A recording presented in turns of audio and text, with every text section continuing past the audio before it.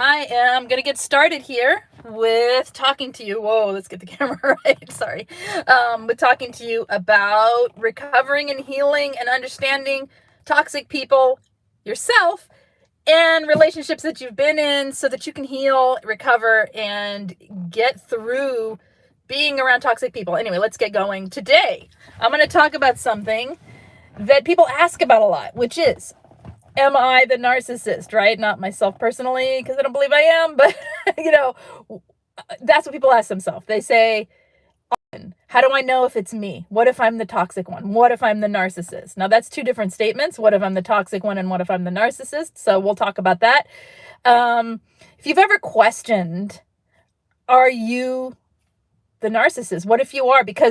And here's why. Because you're being told you're selfish, you're gaslighting, basically anything you tell them they're doing, they tell you you're doing, right? So how do you know it isn't you? People will say, and this may upset some of you, but I'm going to say it anyway. People will say, if you have to ask that question, or if you even ask that question, if you bring that question, to your own awareness, am I the narcissist, that you're not one. Because narcissists don't question themselves. I am here saying I do not believe that's true. I believe a lot of narcissists will ask that question. Okay, and here's why. There's so many covert narcissists out there that are told in multiple relationships that they're doing toxic things.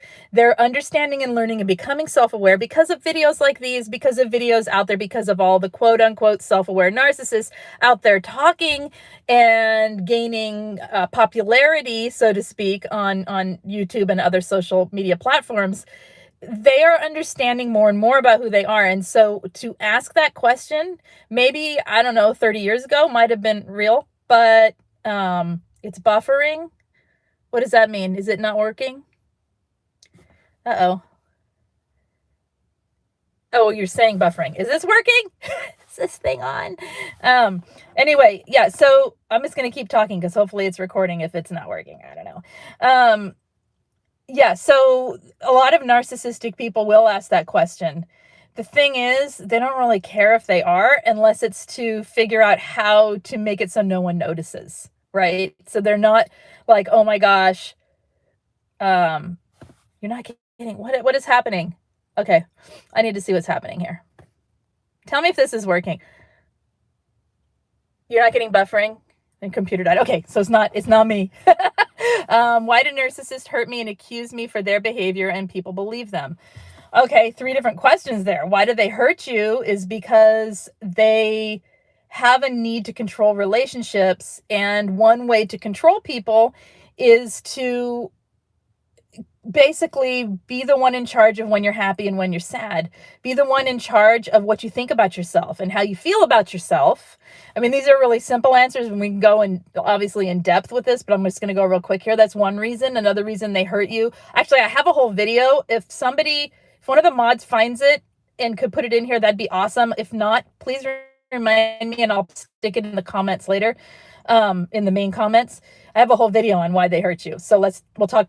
I'll let you go find that. But they also, you had more questions there. Let me find the chat. Sorry. Okay, I'm on my phone again. So it's, they accuse you of your behavior because one of their means of control and gaslighting is projection. And they use what they're doing and accuse you of it so that everyone's looking at you and they get away with it. It's classic, it's like sleight of hand, right? So they're just basically turning the tables towards you, pointing the finger, and then people look at you. And here's the thing, you don't know if people believe it. Some people will and some people won't, but you don't know if people believe it or if they're just trying to avoid getting in the middle of stuff because it's super uncomfortable for a lot of people. So yeah, then they say you're the one projecting. It's crazy. See, and this is what I'm talking about. This is exactly what I'm talking about. A lot of narcissists out there have a full awareness of this entire vocabulary. They have a full awareness of what they do, and they believe, or they want others to believe, it's the other person doing it, because they're so locked in their delusional state of thinking that their world is the only world and the whole world revolves around their world, that they literally see things that way, or they're lying because they know the world doesn't revolve around them, but they want it to. So they're trying to make it revolve around them and revolve around the way they think. They set the narrative, meaning they create a story that everyone in the world sees as the truth. And then the real truth gets hidden and the real truth can't be seen. So that's why, or that's part of why. So let's get back to talking about when you think, or when you are told, or when you think you are the narcissist. So take it down a little. If you are a person who feels concern, care, empathy, if you act on that empathy from a place of wanting the best for is me, guys. I'm in a bad location. I didn't know that. Darn it. Well, no, it's totally me. It's not you guys. It is me. Let me see. I don't know what I can do with that kind of connection. Let's see. I guess. Should I go somewhere else and start over? Maybe I'll do that. You hear and see me now? I could move somewhere and start over. I just have to like drive up the street. Obviously, turn off the camera and the stream so I can do that. But maybe I'll keep going. Let me know if it does that again. My internet's totally cutting out here, and this is a bad place to stop. Okay, and it's okay now. We'll talk quick then. Okay, so here's the thing. When you're in a toxic relationship, you're not going to be behaving in healthy ways. And the reason is you're basically swimming in a sea of poison trying to act like a healthy person. How can you? You cannot have perpetual gaslighting and projecting coming at you. You cannot have the lies and the cheating and the abuse. Oops, I said the word I'm not supposed to. And the sorry, it's not funny. It really isn't. You can't have all that and be healthy. You cannot say to someone who's gaslighting you things in a healthy way, using I statements, making it a conversation, using conflict resolution techniques, using, nonviolent communication techniques. None of that works. Not even works. None of that is effective communication. Active, because everything you try, you go, oh, okay, they're really sensitive. I will try not to push their buttons. I will try to do that. And eventually you end up walking on eggshells. Is that healthy? No. And so as you're doing more and more unhealthy things within the relationship, your behavior, if you were to take the behavior you have with a narcissistic person and apply it to a healthy relationship, you'd be the toxic one. Okay. Does that make sense? If you were to take the way you have to act in a narcissistic in a relationship with a narcissistic person to be, just to maintain and just to be safe and just to be able to function and apply it to a healthy relationship, it wouldn't work. It would be, you would be like, why are you so reactive? What is going on? What is happening? And so yes, your behavior hasn't been, if you've been with a toxic person a long time, the healthiest. And it hasn't been, because it can't be, not because you're toxic or you're a narcissist or you're whatever. It's because you're in a situation that you are using every coping skill you have. You're hanging on for dear life by your fingernails, right? Just trying to maintain status quo and hopefully bump it a little better. And it never gets any better because you've got a toxic person on the other end completely sabotaging everything, every move you make. So that is often why people think that they are the narcissist. They say, but I did get reactive. I did start, what we're talking about is reactive abuse. We're talking about when someone is treated in a toxic manner long enough for enough times, they start reacting back. And they start, basically, you push me, I push you back. And they're not intentionally doing it. You're not out there going, I'm going to get them. Well, sometimes, right? But not like right from the get-go, right? You're not just, coming after people. What you're doing is finding that there's no other way. You're finding that that's the only way to be in this relationship. And so you end up doing things you wouldn't do to someone that you were in a healthy relationship with. And then the problem is those things become habitual. And so maybe you do start getting reactive out in life, and maybe you do start getting reactive toward anyone who pushes your buttons or triggers you.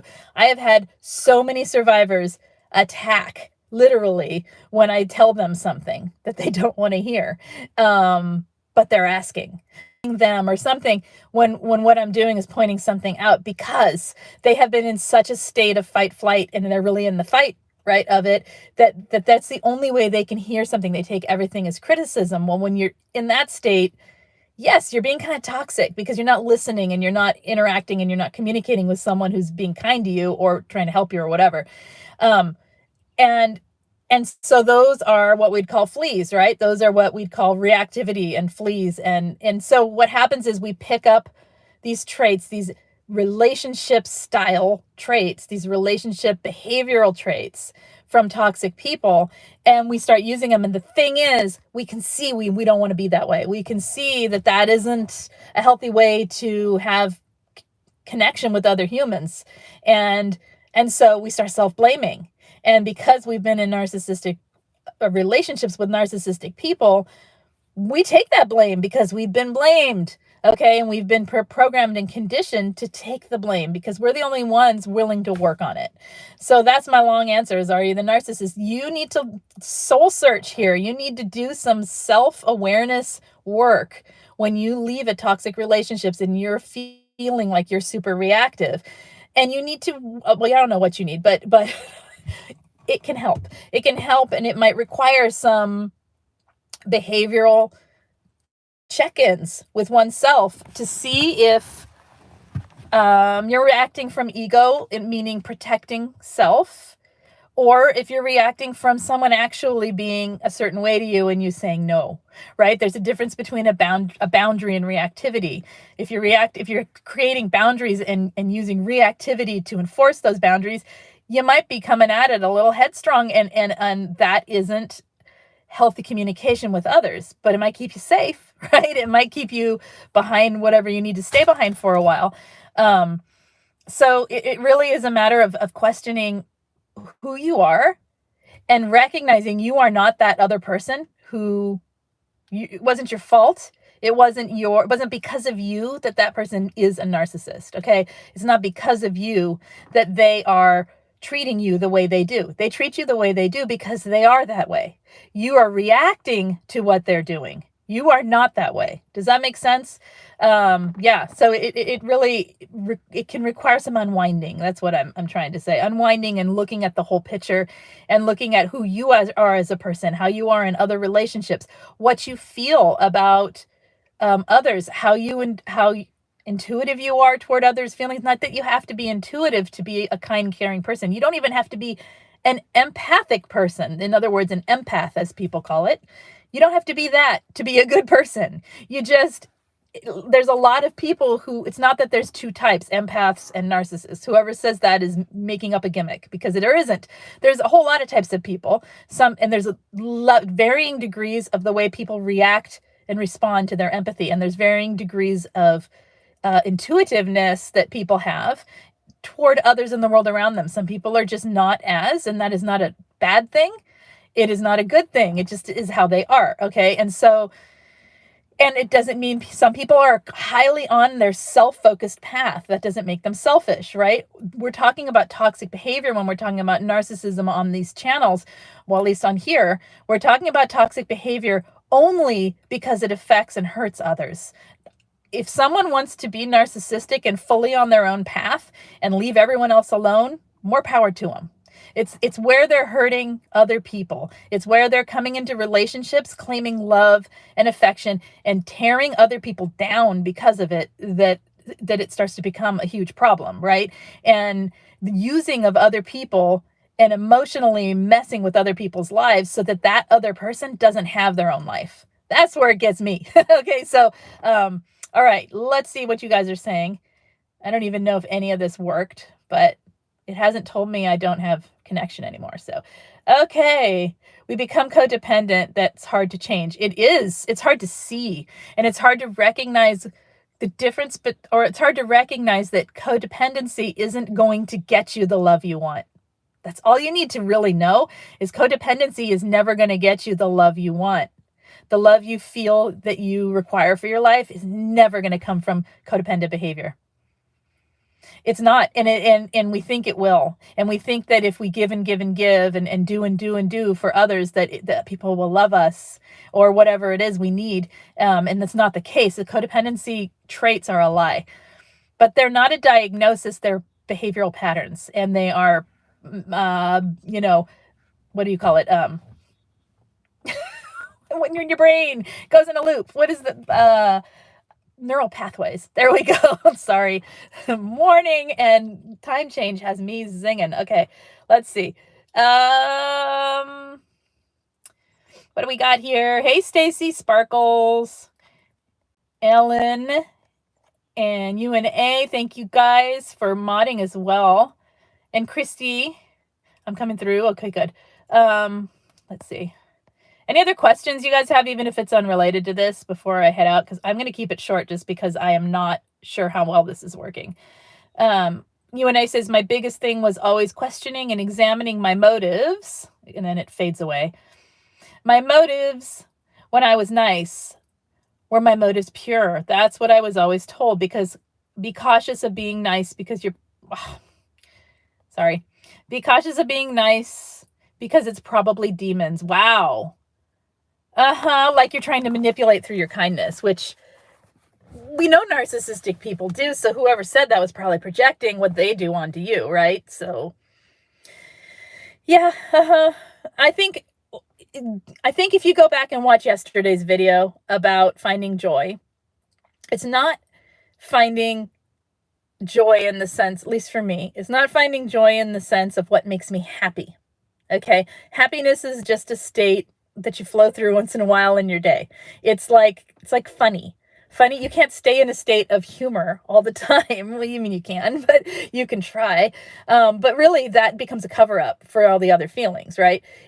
Joy is a different, at least to me, is a different thing where it is what connects you with yourself and your experience of the world around you in a way that is uplifting and is expansive. And what I mean by that is you don't feel contracted and stuck in a little box. You feel like anything's possible in that moment. You feel like, wow, how does it get better than this moment? Like it's a state of wonder and wow, right? That's the joy.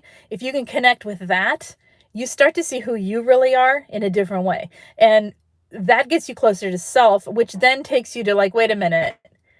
I want to narcissist. How could I be a narcissist if I want to share this with other people? How could I be a narcissist if, oh my gosh, look over there, something's happening. Let me go help. In a sense of, it has nothing to do with me. It just has to do with taking care of a situation or helping another human.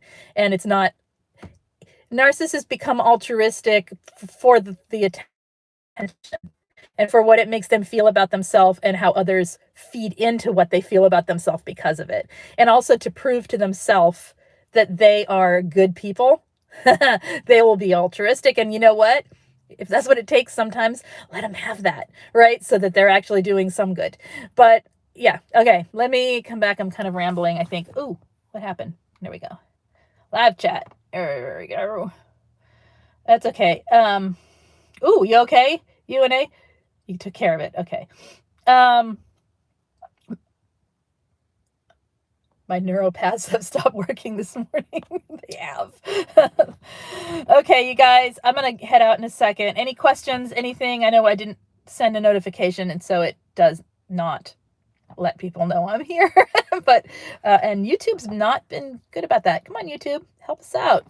Send those notifications. Let's see. Okay, you took care of it. Good. All right, you guys, that's all I got. If you are thinking you are the narcissistic person, pay attention to who you really are. Pay attention to the things you do in your life, to the way you feel about others, to the way you interact with others. And I'm not talking about narcissistic others. I'm talking about the general public, the people that are close to you in your life or people that are not close to you in your life. How do you behave around them? How do you feel about them? How do you interact with them? How do you seek attention from others? We all seek attention, right? I mean, it's human. We're not isolated animals, really. If you think about it, we're meant to be more in a setting of community. So of course, the need for attention means am I seen? So if you pay attention to that, you can see, oh my gosh, I'm really needing attention. I wonder if I'm a narcissistic person. No, because I'm not abusing people's kindness to get their attention. I'm not manipulating situations so that people pay attention to me. Basically, I'm not stealing supply from others. I may be wanting attention, but I'm not stealing supply. There's a difference. If you may find, a lot of people will find they have borderline traits, which is very similar to narcissistic traits. And there are some behavioral, things you can do if that is the case so that you can become healthier in relationships, because any personality disorder is going to have toxic traits around it that, it's a disorder, right? So it means it needs to be reordered. And the unfortunate part about narcissism is it can't, because of, well, you can reorder it. It's just going to look different, but it's going to have the same issue, because with that one, there's no empathy firing in the brain, right? So it's not really, what are you going to do about that? Can't. All you can do is change some behaviors and make it more covert. And then they slip right back in as soon as the mask falls off, because it's just putting on another mask. Gaining a truth of who you are takes some seeking and some time. So I think if you can let yourself be you and step away from these toxic relationships and see how you behave otherwise, you'll see that you're probably not a narcissistic person. And it may be that you need to work on why you're wanting relationships with these toxic people anyway, if that makes sense. Not that you want toxic people, but that you keep having them is an indication that there's something in you that needs healing, and something in you that you can see that instead of turning away from it when it happens, you run toward it, right? And try and fix it. Got to stop that. That's the codependency. I'm totally rambling, but it's more of the answer isn't just, if you think you aren't one, if you think you are one, you're probably not. That's not true anymore. I do not believe so. I believe it takes seeing who you really are as a person. It's the only way you're going to believe it anyway. It's the only way you're going to, embody who you really are, is to see who you really are and experience who you really are. So again, go out there and seek things that connect you with your own self, with who you are. Learn to be mindful and be present to yourself in situations. That is not selfish. That is the experience of you in a pure way, seeing the world around you. If you think about it, especially when we've had toxic parents, we weren't taught to have our own experience. We weren't taught to experience the world from a mindful place, from a relaxed place, from a comfortable place that says this is me and that is the world, and I'm interpreting the world and I'm integrating what's going on in the world around me, both people, animals, plants, structures, buildings, life around me, whatever. And I'm integrating the awareness of all of that into who I am. And I'm interpreting it through my lens. Okay. That is what we're not taught by toxic people. What we're taught is looking to the toxic person for, what am I supposed to think here? What am I supposed to feel there? Well, if I think that, then this. What if I do that, then that? It's all filtered through what they think, what they feel, and how they taught you to be. So it takes time to really know who you are, and to really, but it's not a bad thing. You just start doing it, and it becomes a journey that you're on, and it really should be the journey everyone's on. If everyone was on a journey like that, we could interact much more purely and more authentically, and learn how to interact in a safe and healthy way for others, right? But unfortunately, not everyone cares to. And anyway, those are the kinds of things you can look into if you are thinking you might be toxic or a narcissist. And then also really, really learning that if someone has been calling you that and they have been displaying the same behaviors, they are probably projecting. All right. Are you projecting? Probably not, because you're probably just sitting there doing nothing or doing very minimal. And then these accusations are thrown at you. When you tell them that, or when you think that about them, they're actually actively doing something pretty toxic. So pay attention to the whole picture. You know what, though? Talk to someone. If you really, really are conflicted, not knowing if that is a toxic person. If you're a toxic person, confused about the whole situation, if you're in a state of cognitive dissonance, if you're in a state where there's the amnesia of what happened is super like confusing. You're like, how could it have been that bad? It wasn't that bad, right?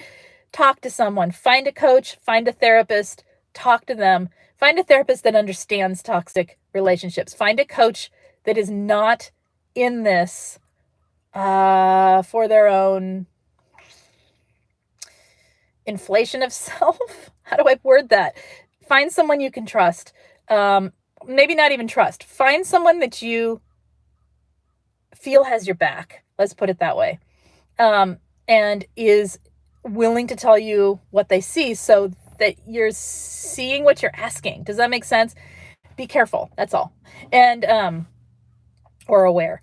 And anyway, because that can help you. Talking it through individually, even if it's just 1 hour, and just getting it out there and getting the feedback, it does tremendous help for people sometimes. So if you need that, find it. And I have it through me. Oh, I mean, then there's a bazillion other people you could go to, if not that. So if you do need that help, check out the description in every video where there's coaching, group coaching, or peer support info.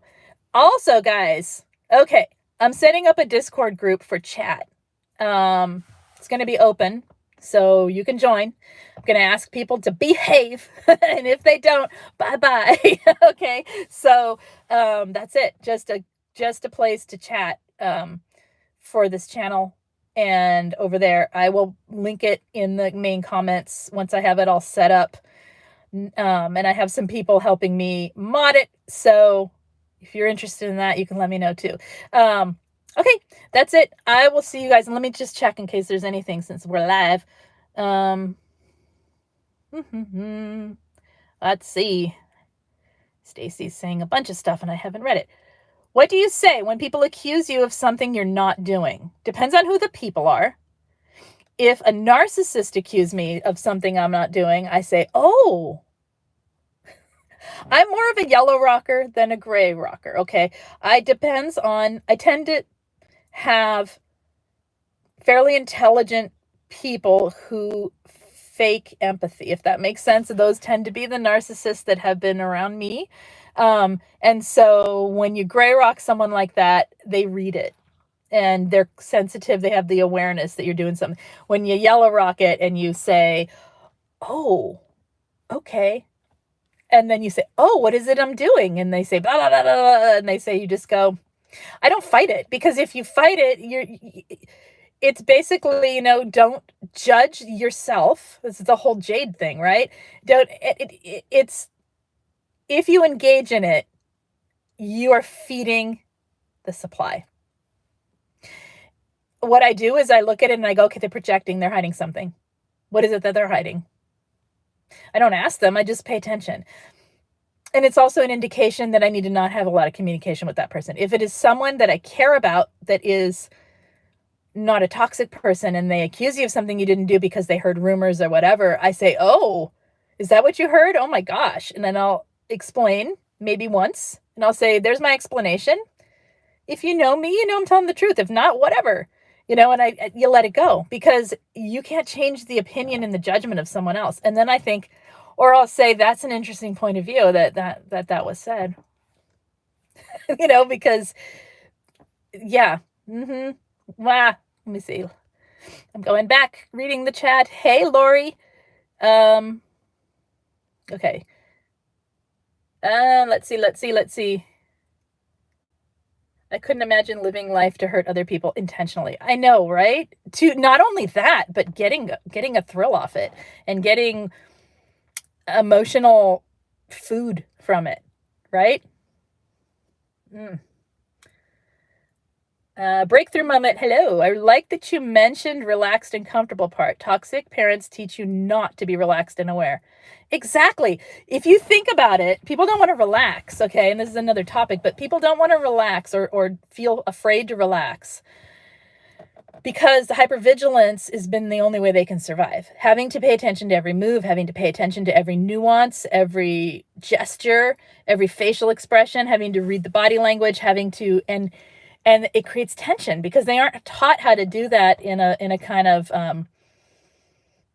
Zen way is what came into my head. But you know what I mean? In a like very calm way. They're taught to do that from hypervigilance, from like, what's up? Yeah, what's going on? You know, like that, like not just watching and observing. If you can learn to do it from observation and you can learn to relax and pay attention, think about someone with ninja skills. Are they tense? No, they're like butter and they're like relaxed, right? And every action that they do is swift and immediate. The rest of them stays relaxed. I used to watch Aikido practice, and the sensei there would practice with some of the senior students, and it was like dancing.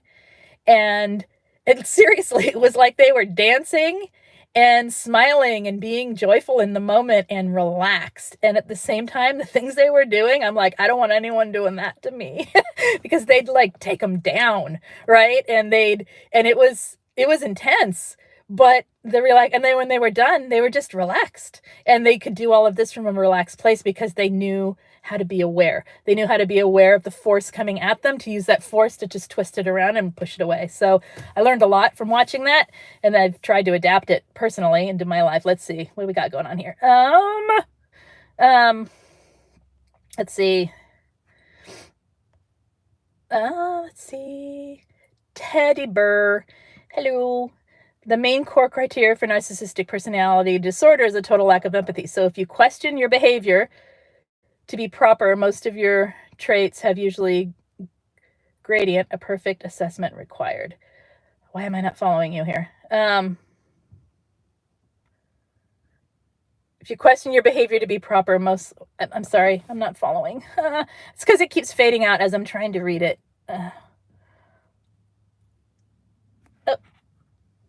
And someone's texting, and all kinds of things happen on your phone, so it's best to stay off it when you're live streaming. Okay.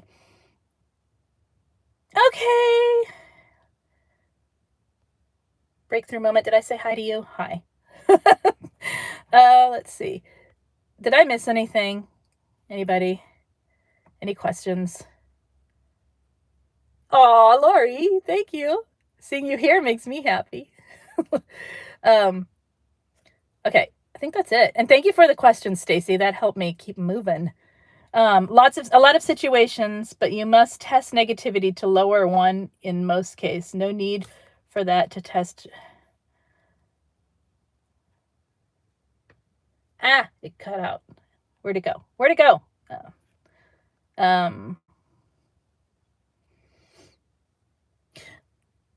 Right, for testing whether or not other people are narcissistic. Correct. Yeah. You don't need to. Right. Okay. I think I'm following. I'm sorry. I think I'm at the end of my attention span for the day. It is glorious out, you guys. It is gorgeous. And let's see if I can show you how pretty this, can you see, or did it just get really bright? It is so pretty. It's so pretty out. Anyway, sorry, that was a little dizzying, but yeah, so I want to be out there. I'm going to try and find a place I can live stream outside. It was suggested to me, and I agree wholeheartedly that we need the green and the beauty and all of that. As empathic people, it feeds the soul for most of us. And if it's not for you, then that's cool. Whatever it is, go find it. Go find what feeds your soul. Isn't it beautiful? And the sky is puffy clouds, which is my favorite, if you know me. And yeah, it's going to be warmer, like above 45, which is for us is t-shirt weather this time of year. So, okay. Yeah, that's it. You guys, I will see you next week. If I don't get on, I might try and live stream one more time this week, but I don't know. So, otherwise, check out the videos that I'm posting as well. Hit subscribe, hit the thumbs up, and, yeah, let's talk next week. Let me know if you need anything in the meantime. And as I said, if you need coaching, group coaching, or peer support, check out the information in the description of the videos. I'm pretty sure it's in this one as well. I don't know if the live stream went from my phone does it, but I'll get it in there later. And yeah, I'll see you guys next time. Thanks for showing up. Bye-bye, guys. Oops. What are we saying? Okay.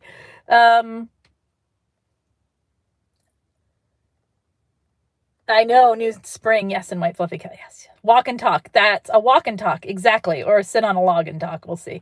But because of the connection, you know how it is. All right, I'll see